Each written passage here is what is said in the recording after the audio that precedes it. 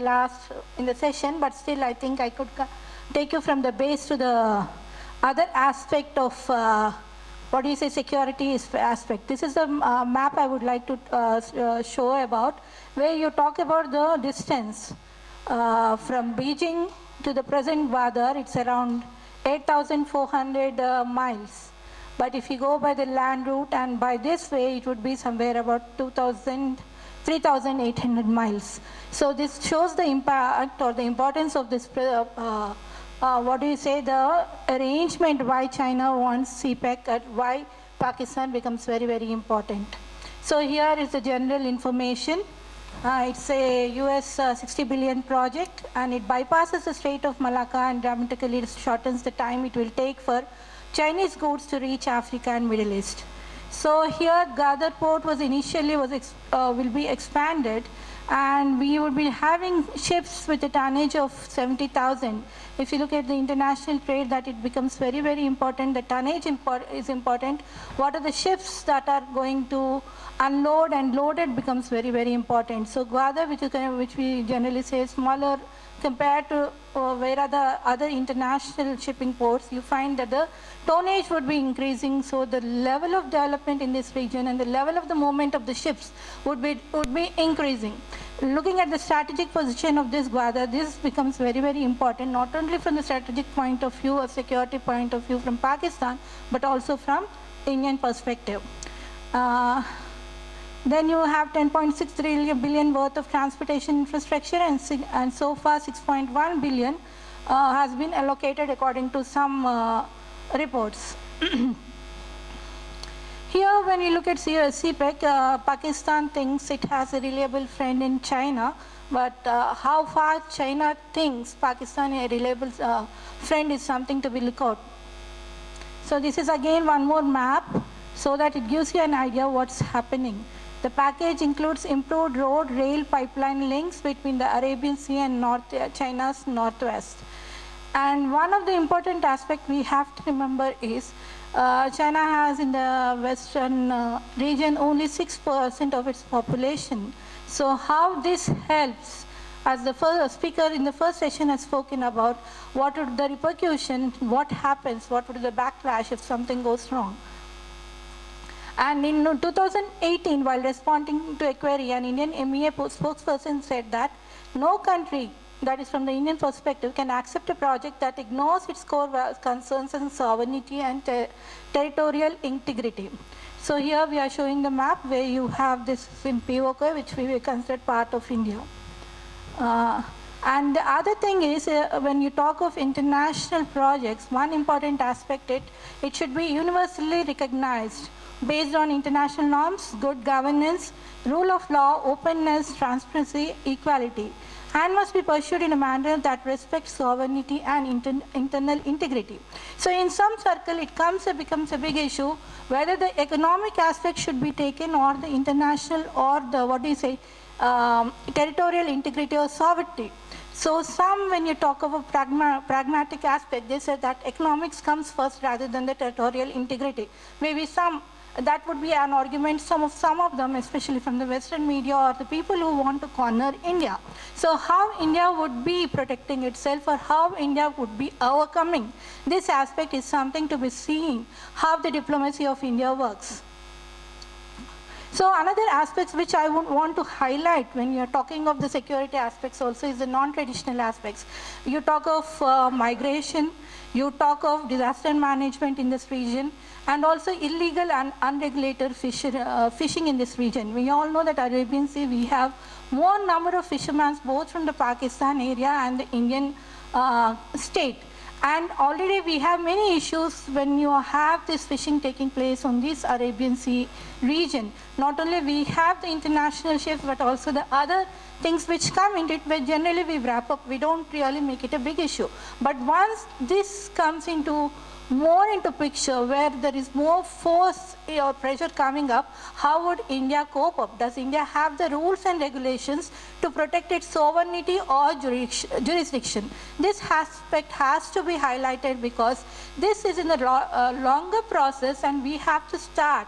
And because we do not react, we should not be reacting to various aspects, but be more proactive in many aspects.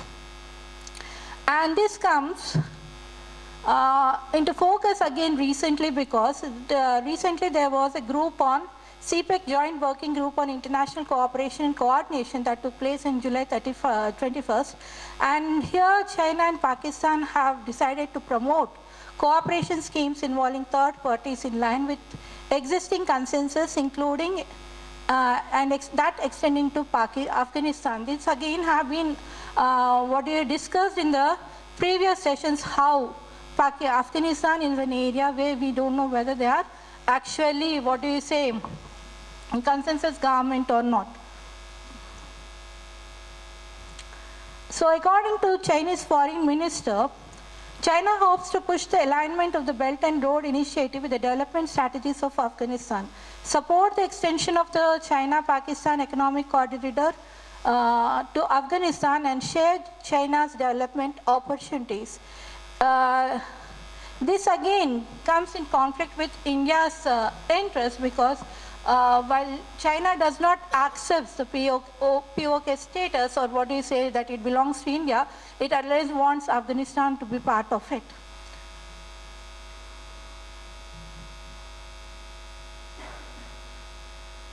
Okay. So when we are talking of this aspect, one of the important aspects I have been highlighting was what happens if the maritime trade has to face any issues in the Arabian Sea. Do we have the jurisdiction, or do we have, how does the laws of India have been working? And the third party interventions become very, very important, and also they can create a lot of havoc for the Indian community, not only for the common people, but also the government. And with the mounting foreign debt for the Pakistan, it's nearly 130, and that is the reason it's looking for third parties to interfere or be part of the CPEC projects. And when you have these third parties, who is going to take the responsibility, who is going to answer various international norms if they are, compromised? And here I would like to bring out one aspect, the concept of high-risk area. In 2010 and 11, there was a peak of Somalian piracy. In the Arabian Sea, you find that the high-risk area has been marked. Here you have till Kerala, but generally it is near Lakshadweep Sea. Okay, so during this period we had the peak of piracy, and when you talk of high-risk areas, any merchant ship or any military ships, not military, any consumer ships or the merchant ships which are moving, they have to pay more insurance for the movement of these ships. Because in case they were attacked by the pirates or any other thing has happened, the insurer has to pay the company or the merchant ship. So this has become a very, very big issue. It has started in 2009 and 11. And India had been the most, affected country in this region, because most of the countries started, or the merchant ships started moving towards the Indian coastline. And it became very difficult for the military or the Navy of the Indian and the Coast Guard to monitor this movement. And in the process, we find one incident as Enrica Alexia, which took place, where two fishermen in a trawler were killed by the ship from the Italian ship. And here we have to understand, when we are talking of China, Pakistan also, when most of the Chinese officials or the people who have been killed in Pakistan recently, China was talking about private security companies. And these private security companies have become a menace during this 2010 and 11, during the Somalian period, because post-Iraq period, war on terror, you find this many private institutions or private companies have come into the arena. The sole motive of these companies was profit. And these do not come under the jurisdiction of International Maritime Organization or at the national level, because most of the high seas are open. I mean, it's not very difficult for the countries to monitor. So this becomes very, very, very difficult for the country to handle. So during this period, at least in Alexia case, whatever arguments we had, we came across many issues. What is a piracy law bill or law India has? Does India has a piracy law? If so, which is a court which is going to look into it? Whether it has the jurisdiction to have the jurisdiction to file a case against a person who are ex-military men. So is it possible, or the persons who are for the interest of their protecting the ships from their respective countries? So where does the state jurisdiction lie in this? So India has to be very, very careful when it talks about CPEC, not only from the perspective of security and trade, but also the various laws governing the maritime areas. So this is a high-risk area. In 2002, this risk area is limited, but we have to see, though there is no piracy, the high-risk areas still exist in these areas. So here we have the anti-piracy bill, and according to it, we had it passed in 2012, but it has been dropped. Again, we have reinitiated in 2019 to improve the safety and security of Indian maritime trade. So, though India has ratified UNCLOS, that is United Nations Law of the Seas, even then we did not have clear ideas of, aspects of piracy bill. India has the largest number of seafarers, that is the people who work on various ships, whether it could be merchant ships or in tourist ships or any other things, cruise ships or anything, but the number, the law, how they are being protected, what are the various issues they face on these ships is little studied in India. In spite of we having a large number, that is almost 6 to 7% of the people on the ship are the Indians.